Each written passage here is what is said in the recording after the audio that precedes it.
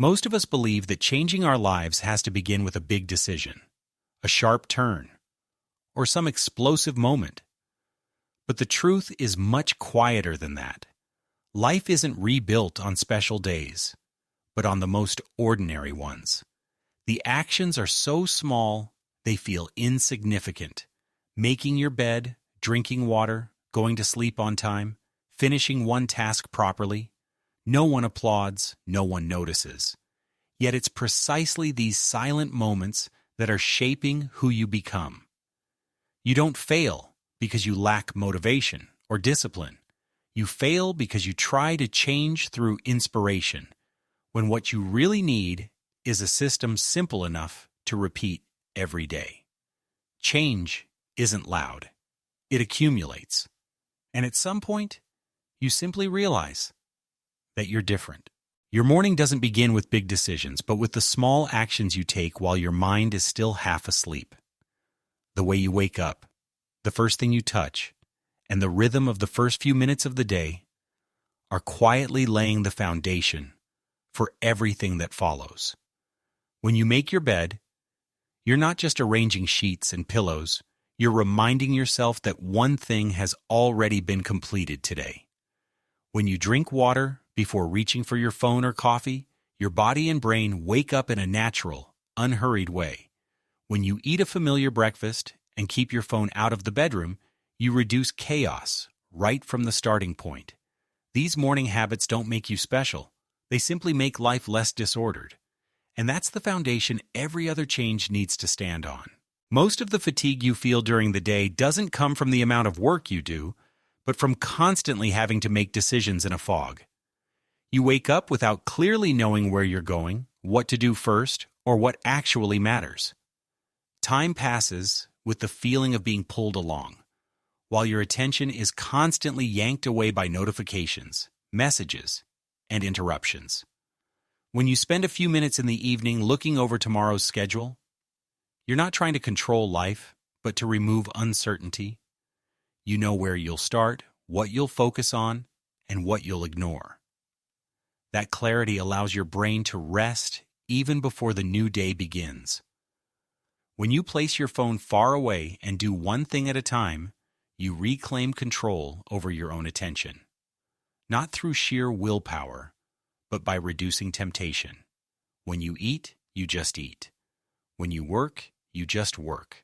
When you talk, you are truly present. Life slows down, but its quality deepens. And when you prepare things the night before, you help your morning self avoid a fight. You don't need to think much, rush, or defend yourself. These habits of managing time and attention don't make your day longer. They simply make each hour more intentional, lighter, and less exhausting. Most of the tension you carry doesn't come from what's happening, but from thoughts that are never set down. Every day your head is filled with noise, what is past, what's coming, and sentences that repeat themselves in silence. When you write a few short lines, read a few pages, or take a walk without carrying any device, you're not trying to become deeper. You're simply creating space for your mind to breathe. Those moments slow your thoughts, separate them from emotion, and make them clearer. When you sit still in silence, with no purpose and no task, your nervous system begins to lower its guard. You react less, tense up less, and reconnect with yourself. These mental and perceptual habits don't bring instant breakthroughs or sudden enlightenment. They quietly give back something you lost a long time ago, the calm to look at life without being swept away. Many times you think you're tired because of work, the people around you, or the pressure of life itself. But there's a quieter cause that often goes unnoticed: the environment you live in every day. Unwashed glasses in the sink, clothes thrown over a chair, a desk covered in papers, notifications piling up in your head. None of these things is big enough to be called a problem, but together they create a heavy, uncomfortable feeling. You walk into a room and feel irritated before you even sit down, without really knowing why. That's when your environment is whispering to your brain that everything is out of control. When you spend a few minutes tidying your space before going to bed, You're not trying to become a perfectly organized person, you're simply closing the day. Each item put back in its place is a small signal to your brain that the loop of chaos ends here. The next morning, you wake up in a quiet, clean space, and stress hasn't had time to form yet. External order makes internal order easier to appear. Not because you're stronger, but because you're no longer being constantly attacked by visual stimuli. Environment isn't just the room you live in, but also the commitments you allow to exist in your life. Every unnecessary yes, every meeting you attend reluctantly, every obligation that drains you takes up mental space. When you begin to say no to one thing each week, you're not rejecting other people. You're protecting your own energy.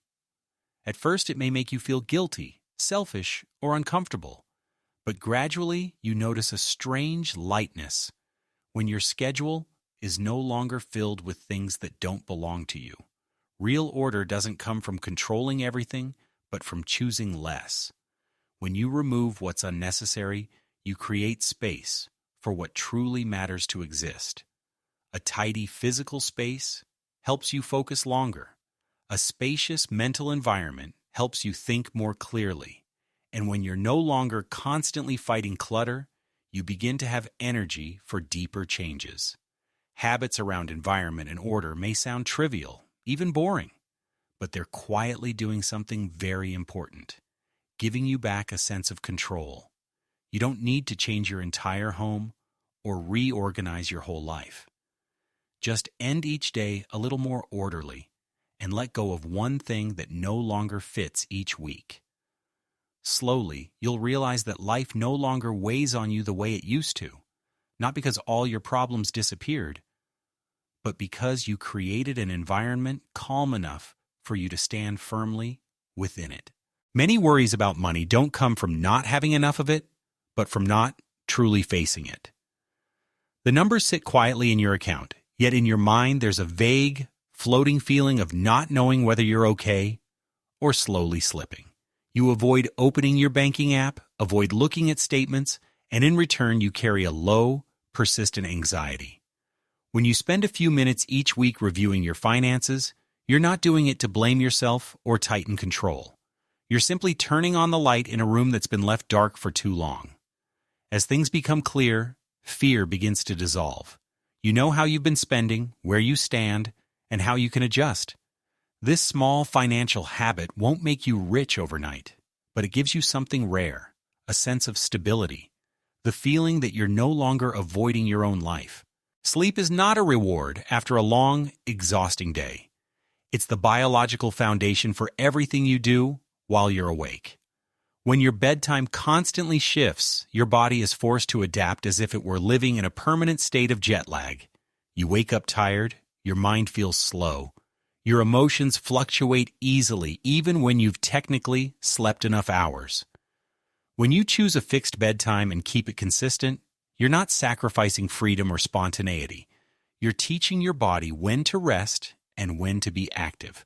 A stable circadian rhythm allows your brain to recover more deeply, your emotions to stay more balanced, and your energy to be distributed more evenly throughout the day. Consistent sleep doesn't make life less busy, but it makes you alert and steady enough to face everything without being exhausted from the inside. None of these habits is big enough to change your life overnight, and that's exactly what gives them their power. Real change doesn't come from a dramatic moment, but from small actions repeated when no one is watching. Each habit is only a tiny piece, but when they come together, they form a system strong enough to support you over time. After a few months, you won't remember exactly what made everything different. You'll just notice that you sleep better, think more clearly, feel less anxious, and move through your work more lightly. Not because you became perfect, but because you stopped fighting yourself. Start with one habit, stay consistent in silence, and let the change speak for itself when it's finally big enough. You're no longer someone who just watches videos about change and nods along. The fact that you stayed until this moment says something else. You're the kind of person who has started paying attention to small things, who understands that life isn't built on peaks, but on choices repeated every day. You don't need to become a perfect person or develop iron discipline. You just need to keep being someone who knows how to pause, observe, and adjust the rhythm of life a little slower, a little more accurately. From here on, each small habit is no longer a task, but part of the person you're becoming. And if this video helped you see that version of yourself more clearly, you can stay, follow the channel, and let us continue growing together in a sustainable and gentle way.